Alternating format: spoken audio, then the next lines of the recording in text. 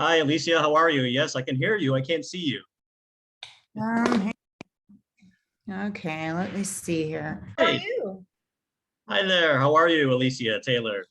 Good. How are you? I'm wonderful. Thank you so much for going into the pit with me here for Alamo True Metal here in San Antonio. It's a Oh, pleasure to talk to you. awesome. Yes, Thank you thank for you so much having for doing me. this. Yeah, I know this has been very spontaneous, but I like doing things like that sometimes, and I'm so glad to be able to take the time to talk to you today. Of course, we are here with Alicia Taylor, the director and founder of the Cherry Bombs dance troupe, aerials, fires, all kinds of metal stuff going on incorporated with their fantastic show. I want to tell you before we officially get started, I've had the pleasure of covering your 2017 gig here at the Yeah. Vibes Event Center and last May outside, both of course opening for Stone Sour and Corey's band. So I have Cool. covered your last two shows in the photo pit, up close and personal, Awesome. outstanding stuff. Love So it. I Thank you know so much. yes, and I want to tell everybody that we're doing this today because Cherry Bombs will be back here in San Antonio at the Rock Box, which is basically part of the Vibes Event Center, a week from tomorrow, Tuesday, March 1st, and you'll be touring with Them Evils, but this time, third time is the charm, as your first headlining tour. Yeah. Just give me tickets are available on my site, alamotruemetal.com. They will be with this article as well. Of course, Alicia, just give me a sense of how excited you must be for this first headlining trek.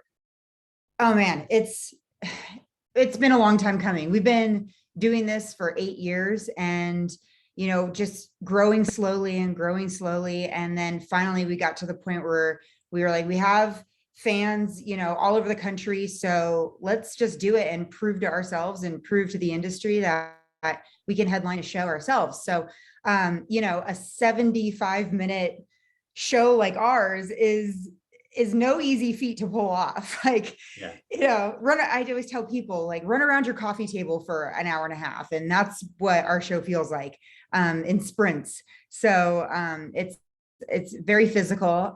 We've been training a long time for it. And I'm really excited to finally bring the whole developed show to our audience, from the beginning to the very end, without cutting anything out or having to water anything down, to fit in either a venue or a time frame. So this is a really big treat for us, and I hope it is for everybody else too. Yes, and of course I've known about this show for quite a while, but I didn't know until last night that you're also here in San Antonio doing a workshop 2 days later on Thursday, March 3rd. I believe it's somewhere on Huebner Road. Of course, I'll put all the details in the article. But can you just kind of give a sense for the ladies out there? I think you're doing some type of 2-hour workshop where they can learn your dance moves and Yeah. choreography. What's that all Yep. about? I mean, men can come too. You can Oh, come okay. if you want to. Yeah. I'm gonna be teaching a 2-hour dance workshop at Countdown Studio 210 down there. And it's gonna be all for all levels. So if you've never danced a day in your life and you just want to have fun and move and sweat a little bit, you can come on down. If you're an experienced dancer and you want a little challenge, I can modify things to fit you too. So it's going to be a blast. It's going to be welcoming and warm. It's not going to be intimidating or scary or anything like that. You just spend 2 hours with me. We warm up together. We do a couple of exercises across the floor to get some confidence going and feel yourself.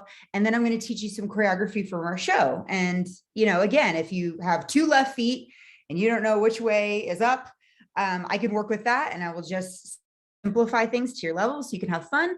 And all the way to, if you're a pro, I can go ahead and push you a little harder there too. So it's going to be a good, positive experience for everybody. And I'm so excited to see everyone come out and hang with me.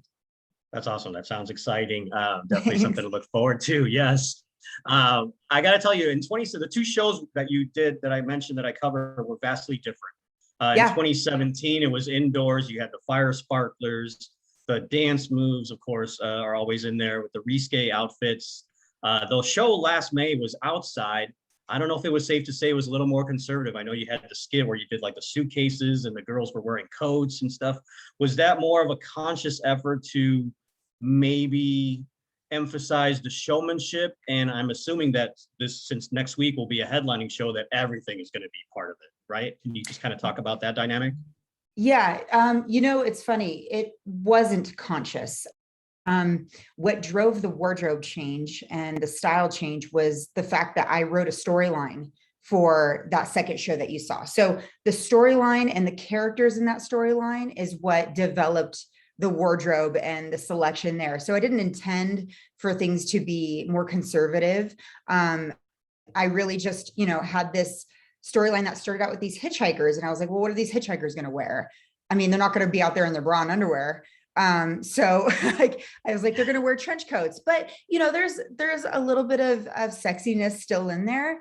It's just not as over the top because I wanted the focus to be the story and have it make sense. Like, I mean, there's a couple of things like, there's a part in there where there's these angels and they're in these very covered, beautiful outfits that are very flowy and drapey, but there's a cool aspect to that wardrobe where as soon as the song changes into Bad Religion, they turn into devils and their outfits, they go like this and they do a turn and all of a sudden everything's red.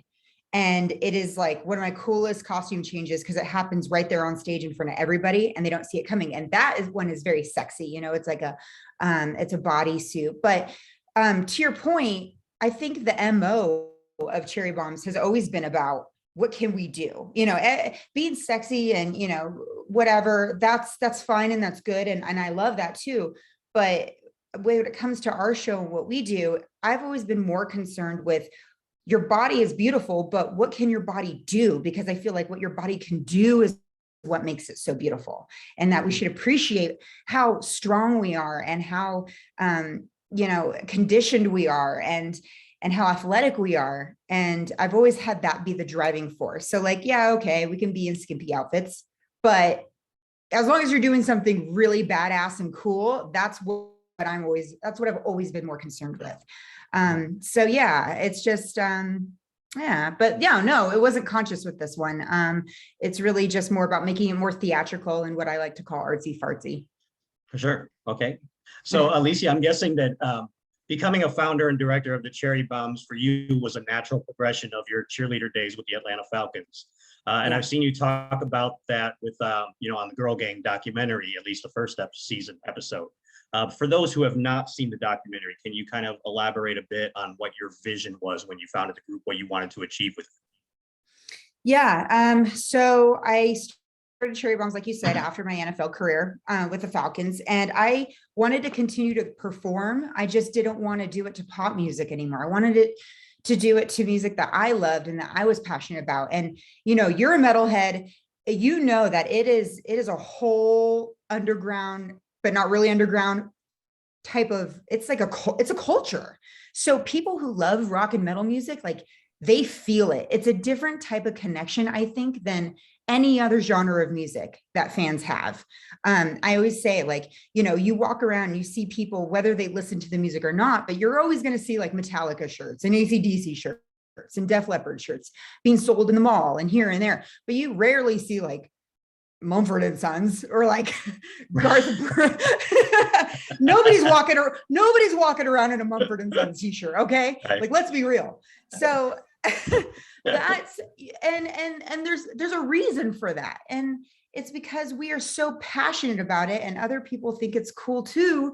And so I wanted to, kind of be selfish for a minute and take that in and perform to that music, which I was so in love with. And, that was really the driving force. And I'd seen other groups that kind of did what we did. I always say this in every interview I do. We're not the first group to come up with this concept. There are many groups that do dance and cirque arts, but nobody ever really took it to the limit that we've taken it to. Nobody's ever really done it as big as we have so far. And I'm a music snob to a degree, and I hated the music choices that a lot of these other groups. It was like Nickelback, and it was like, we're rock and roll, and I was like, but you're not. And so I know it's because I am a metalhead myself. I know what other metalheads like, and of course we could go into the whole gatekeeping, like snobbery of it all, and we won't go there. But I really like to read my audience and give them songs that I think that they would enjoy too. Sure. And I mentioned the Girl Gang documentary. I believe season 4 is premiering a week after the show, around March 9th. Can you give us a little tease Yeah. on YouTube? Can you give us a Yeah. little tease as to what to expect? Yeah, Girl Gang is our docu-series, so it's all behind the scenes of how Cherry Bombs operates and works. We don't make any drama up, so therefore some seasons are really dramatic by nature, which is crazy, and then others are maybe less so. They're just more informative. This next season coming up is our fourth one, and it's going to be about touring during the pandemic. So Corey, my husband, and I were one of the first groups in our, in rock to tour during the pandemic, and the industry was watching us and seeing how we operated during this time to see if it was going to be a success or not. And there was a lot of pressure with all eyes on you like that, So we set up a bunch of hoops to jump through with like temperature checks, masks, reduced capacity. We were in a bubble, this, that, and the other thing. And we just were trying to navigate this as responsibly as we could to see if we could bring live performances, live entertainment back with reducing the risk as much as possible. So that's kind of what season 4 is following us around on tour during that time. Now, Alicia, I know, it's pretty famous and a lot is made of like making the Dallas Cowboys. They've done a reality show, making the Dallas Cowboys cheerleader and that sort of thing. Outside of, beautiful looks and the talent to do the things you do on stage, what are you personally looking for when you're recruiting a Cherry Bombs dancer? Probably the thing above anything else is their attitude. If you don't have a good attitude, if you're, a Debbie Downer, if you're full of yourself, if you're lazy, you are not going to cut it in this group. You're going to be gone so fast. And there's been times where I've gotten it wrong, man. It's taken time to kind of weed out the bad apples and develop a really good group. But you find out very quickly whether or not they're going to make it in this group. So what I look for is I read them, like I ask them questions. I see how they answer. Are they genuine? Are they open and honest? Are they willing to, talk about things that maybe they're not proud of or whatever? And I just want to see if they're willing to vibe with the rest of us, because we are so close knit. And you know how it is in a group where if you get one person where the energy is just not mixing with everyone else, it can ruin the whole thing. And this should be fun. It should be fun for everybody. So first and foremost, I look for their attitude. And obviously I can always work with potential. So if somebody's, showing that they have some promise in an area, whether it's dance or a specialty skill, but maybe they're like not there yet, they need a little bit of nudging or training, I'm down to work with them too. So yeah, I look for all of those things and a willingness to work hard and be open to learning new things and trying new things out. So if you have any women coming up to you at the workshop next week or any other cities workshops, they're saying, hey, how can I get into your group? Before you even say a word to them, are you initially kind of reading them like, oh, she's just asking me for the hell of it? Or can you kind of tell right away if they're serious about asking you? So have you ever been in a band before? No. Never been. Okay. So it's not unlike, I really, really hate being put on the spot where people come up to me and be like, I really want to be in your group. And that's fine. And I'll tell them, okay, cool. Well, like come to an audition. Or if I'm holding auditions, or if you have a reel or a resume, you can shoot it to me. And I'll let you know when auditions are coming up. I hate taking online submissions because they just come from everywhere. And 2, I like to hold in-person auditions because I want to see who shows up, because it's easy to send in your reel and it's easy to send in your resume and be like, there's no pressure. Right. But if you show up in person and you audition, that says a lot to me, because that takes a lot of guts. So that tells me you really want it. And that tells me you're willing to, set aside, the nerves and confront something that's a little scary. So I really like that. But I also really have a hard time when people, especially friends of people, come up to me or they're friends of me and they're like, hey, you need her in your group. She needs to be in your group. It's like, it's not unlike when a guy in a band, comes up, or a musician comes up to a guy in a band, is like, hey, I want to jam with you sometime. Like, you should let me jam with your band sometime. It's very similar to that feeling. So it's like, I just hate being put on the spot because I don't know, like I don't want to be like, yeah, of course, come on, because I don't know how you dance, but I also don't want to shoot anybody down. So yeah, that's why I stick to in-person interviews, follow our socials, follow our website. If we post it, come and just leave it at that. Sure. Okay, very good. Fair enough. I mentioned the show 5 years ago. I believe you broke out a little guitar on stage. I think I've got a photo of you playing a little guitar during one of the songs. Yeah. So how long have you been playing? What's your favorite song to play? So Twist a Cane is my nice. song. That is That's kick-ass. my jam. Yeah. I love Misfits. So Corey will teach me, like I'll listen to a Ramones song. I love punk songs because they're fast and they're riffy.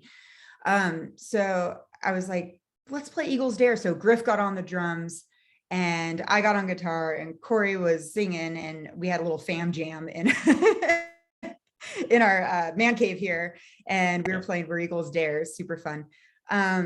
But I actually started learning playing guitar when I took my first lesson when I was 12, and then I stopped, and then I wanted to go back to dance, so I went back to dancing, and then I didn't touch a guitar for many, many years, and I really started picking it back up again right before that tour when I wanted to play again. And I wanted to add that to the show because I thought it'd be really cool because we had a singer and they could play guitar and then the girls could dance behind us. And that was another aspect that you don't see a lot, really. So I just learned that and we just did it and it was a blast. So I actually want to bring that part of the show back. You won't see it in this upcoming one, but I want to bring that back again because that was just really cool. Alicia, have you ever had a mishap with fire or anything else of the daring things you guys do? As far as like hurting ourselves or anything, or just any type of accidental thing with fire, or just something that didn't go as planned? Very minor things. I was shooting a music video for Fozzy and I had to set a drum kit on fire by breathing on it. And I went to breathe fire, but the drum kit was low and fire travels up, right? Because flames go up. And when I did that, this like piece of hair fell in front of me and it just went up in flames because I just blasted it. And I just grabbed it really quick. That was like, that's probably the scariest thing that's ever happened to me personally. We did have a thing where one of our performers set a monitor on fire and everything was fine. We got it out really fast. It was no big deal. It wasn't like up in flames. It was just smoking and we could just see the smoke come up. So all of my team is fire safety trained, all of them. That's like a prerequisite before you perform with us, is that you have to be trained in fire safety so that not when things go wrong, because they will go wrong. When you're playing with fire as much as we do, there's going to be things that go wrong. And this was just one of those things. And so we saw the smoke start coming up out of it. And my girl on stage right immediately knew exactly what to do. She came over there, covered it with a fire blanket, boom, done. And we handled it well. That's probably about as bad as it's ever been, really. Yeah, so we're very lucky, knock on wood. Awesome. But again, things will happen. Yeah, you just gotta very be good. prepared for it. Sure. Yeah, and you mentioned Fozzy, of course, Chris Jericho. They'll be at the Rock Box on April 30th.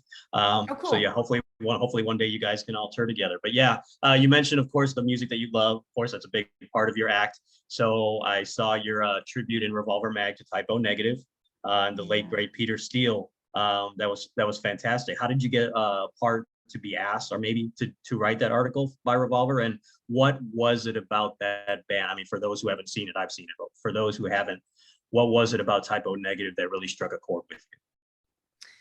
So to answer your first question, the management company that Corey works with was asking around and seeing, like, was anybody a Type O Negative fan? And Corey's like, well, my wife is a massive Type O fan. You should ask her. And so they asked the band, and the band was like, oh, hell yeah, let's do it. And so I was like, they want me to, okay with this? Are you sure? And oh my God, I was sweating as I was typing this thing out. And, cause it's like, I was like, they're going to read it. What if they hate it?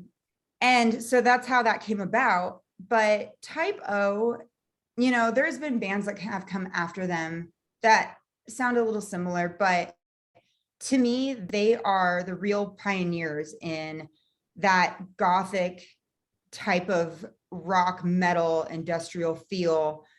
Just the tone of the guitars. The minute you hear that guitar tone, you know who it is. Like you're like, Right. that's a typo song.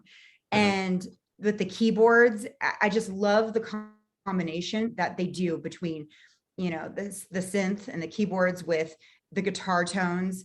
And to me, that just melds so well together and creates this beautiful, dark, you know, dare I say sexy, very kind of uh, almost raw type of feel, you know, with Peter Steele's voice. It's so deep. And that's another thing that's so recognizable about them. And that's what I think is great about singers that stand out is the minute you hear their voice, you know exactly who this is. And the minute Peter Steele would sing, you know exactly who it is. And the way that he could go from this really deep, dark, wah, you know, type of, ooh, yeah, to the, Yeah. you know, his yells and his screams, they're so guttural, but they were also very like deep and smooth at the same time. I mean, it's like butter, man, the whole thing. And it's just, I love it so much. And it reminds me of home. I grew up in the Seattle area where it's very gray there and it's very, you know, dark and kind of ominous and melancholy, if you will. And so it reminds me a lot of home. And it reminds me a lot too of, you know, if you've ever walked downtown New York, in the streets of New York City, you know, of course, you know, they're from that area, but that also reminds me of that too. So it's very nostalgic for me. Yeah, fabulous singer taken from us way too soon. So Yeah. for those of you watching out here, of course, you've heard Alicia mention Corey a few times, unless you've been living under a rock or just don't know. She's married to Slipknot and Stone Sour frontman Corey Taylor. I got to tell you, several years ago, when Stone Sour was with Roadrunner Records, the good folks at Roadrunner, who I've been working with for many years, setting up interviews and that sort of thing, once told me, Jay, there are the two musicians you are never going to get to interview are Dave Mustaine and Corey. And it Oh, wasn't because they didn't want to talk to me. It was because they were so in demand. This was like around 2014 or so. And they were just, you know, just as long as they were with that record company, I was told. And it turned out that I was able to knock off Corey off my bucket list. really? About a year later. It was a phoner. It was funny. It was funny Good. because in I think it was 2015, the last night of Stone Sour's tour was at the venue that's next door to the Vibes Event Center where you're going to be next week. And it was the last night of the tour, so it was chaotic. I was trying to set up an in-person interview, and it was chaotic, and we were just about to get it, and they were like, no, he's just way too busy getting ready for the show. So it was 3 days after that show that he ended up calling me. Wow. And I actually, to pull some strings, I actually was like, all right, if you let me talk to Corey, I'll do it under the condition that I promise I won't ask him any Slipknot or Stone Sour questions. And you're probably thinking like, then what the hell am I going to talk about? But of course, he's so vastly talented. And the thing Oh, was that yeah. at the time, it was in conjunction with the tribute CD to Ronnie James Dio, which of course Cool. Corey did Rainbow in the Dark. So what I was doing was Cool. compiling interviews with all of the singers on that album strictly to talk about their Dio influence. Oh, So cool. luckily I got to Awesome. talk to Corey about that. But anyways, for those of you out there, when you and Corey played here last year during the CMFT tour, he played the song Home on the piano and he dedicated it to you, of course. And he said, I quote, when she met me, I was in a very dark place and she saw something worth loving. And I believe it was said that he also learned to play the piano strictly for the purpose of writing you a song like that. So that was a very touching and good, feel-good moment during the show. What was it like for you when you first met him? What is it about Corey? Because we see the persona on stage, whether he's masked in Slipknot or unmasked in Stone Sour. What is it Sure. about him behind the scenes that gravitated him to you? So the first thing that I fell in love with Corey was his mind. Kind of touching on what you said earlier, he is so well read. He can talk about anything, and his interests are all over the place. And I love that about him. I love that. I love his intelligence. I love his ability to write and speak so well. He's extremely articulate. Um, I love that he's a little geeky and a little nerdy. And he loves movies and he loves music and he loves sports and he loves so many things. And he's so well-rounded in that aspect. And so he and I would just talk about anything and everything and just find something, even if it was something that maybe I wasn't into and he was really into, or he wasn't really into, but I was into, we could still talk about it and find something cool about it within one another. And I mean, we are best friends and I know everybody says that, it's so cliche, I'm marrying my best friend, but it's true. We love hanging out, man. And we love exploring and doing things and traveling, and every day is an adventure together. So I think it was his mind, absolutely, that I fell in love with first, that drew me to him. You know, we had been acquaintances for many years before we started dating. And our industry is so small. And I'm sure you know this, like in our industry, everyone knows everybody, or everyone knows someone through someone, or they're like, you know, the degree of separation is this big. Yeah. And so, you know, we had always ran into each other a bunch of times, but we never really got to know each other until we started planning that Stone Sour tour. And when you tour together, you're around each other a lot. I mean, there's nowhere to go. So we just connected so quickly and easily. And I mean, man, we'll be together 5 years now coming up this year. And it's still the same. Like nothing has changed. It's just us two dicks having fun. Like it's just, we do. And it's so easy when it's with the right person, and nothing's hard. It just is the way it is. And it's life, and you enjoy every day of it. And not to get too sappy on you or anything, but it really is the coolest thing I've ever felt in my life is love. Well, as somebody who has never been married or possibly experienced true love, I'm still figuring that out to this day. I congratulate the two of you on your 5-year anniversary of being together, because that's outstanding.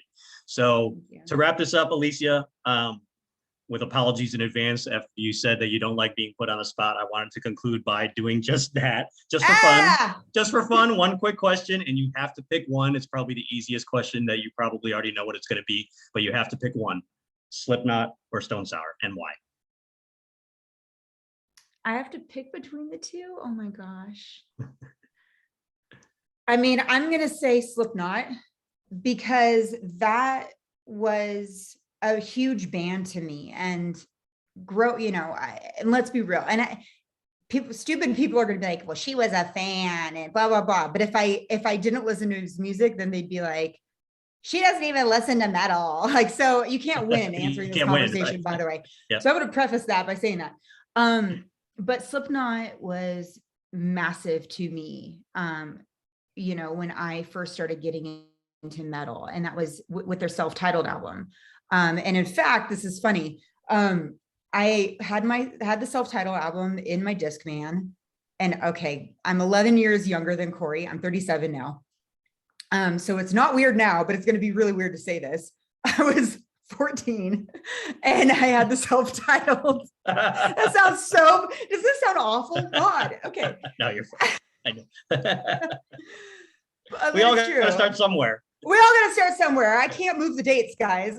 And so I was listening to it in my Walkman. I was going to school, and my mom found it, and she was like, what is this that you're listening to? And I was like, it's a band called Slipknot. And she threw it away. She threw it away. And she threw away, you know, Korn, and, you know, at the time it was Manson and White Zombie and Rob Zombie. And so she found all this music that I was into, and she threw it away. And so I was devastated. And so now today we give her hell for it. And we're like, oh yeah, Mom, well, guess what? Marry the singer. So she's like, I didn't know.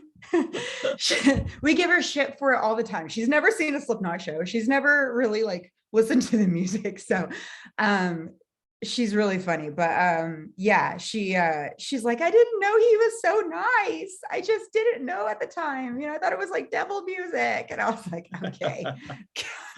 Hey, So crazy. that that begs the question: did your mom go up to him at your wedding and go, "Oh, so you're the singer of Slipknot," or say something like that to Corey? Well, so she met him before we got married. And we Yeah. actually eloped. Nobody was at our wedding. It was great. Oh, okay. Yeah, we did it super chill.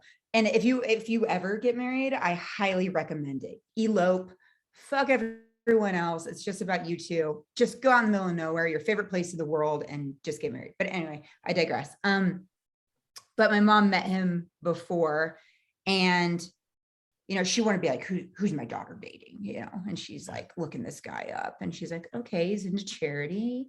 Okay, he says some nice things. And then she came across the Stone Sour stuff, and she's like, oh, this like Through Glass song is really not that bad. It's really nice. And I'm like, okay. So yeah, we eased her in there, and now she's known him for years now, and she's over at our house. She comes by and helps with the kids and stuff like that. So now we're just one great big happy family. But yeah, it was funny at first. That's outstanding. Well, Alicia, I can't thank you enough. I'm going to let you go. Thank you so much for taking the time to go into the pit with me here for Alamo True Metal. Once again, everybody, Cherry Bombs will be headlining the Rock Box on Tuesday, March 1st with Them Evils. Tickets are on sale on my site at alamotruemetal.com. And of course, I'm going to interview or include, I should say, this whole conversation video interview, slideshow of photos from the two gigs that I've covered of you guys. One of them being my favorite one was there was a photo from the 2017 show where I was in the pit and you were just bringing out the sparkler, and you had it between your legs and the sparklers were shooting onto the ground, and you turned and you looked back, you stuck your tongue out, and you just happened to be looking right at my lens. Oh, and cool. I got you right at that moment. So that's going to be included in the slideshow with this article. And of course, I will send it to the good folks at Adrenaline. Thank you so much for setting this up. I thank you again, Alicia, because I know this was very spontaneous and kind of last minute to get the word out, but thank you so much. I thank you for this opportunity. Thank you for having me. And I'm so glad you got my sparkle fart pick. I'm so glad you got that. With the angle grinder. Got a lot of other photos about you or of you as well. Like I said, playing guitar and everything else, but that was one of my favorites. So anything else you'd like to say to everybody out there? I know. I just see you guys at the Rock Box in San Antonio. Thank you so much for your time. I really appreciate you as well throwing this together so last minute and so quick. I'm going to head out to pre-production rehearsals now, and I will see you next week. You're coming, right? Are you going to come? I have to work my day job that night. I'm going to try to make it as soon as I get off there. Do you know what time you go on? Because I get off at 8. I believe we go on at 9. I can 9-ish. I can go ahead and do that. So yeah, I will get with. Let me know, dude. Yeah, I will get with Annie and try to get put on the list. Yeah, I'll get with Annie. She'll get with me, and I'll take care of you. No worries. Okay, we got you. Would love to see you. See you there. Yes, would love to see you.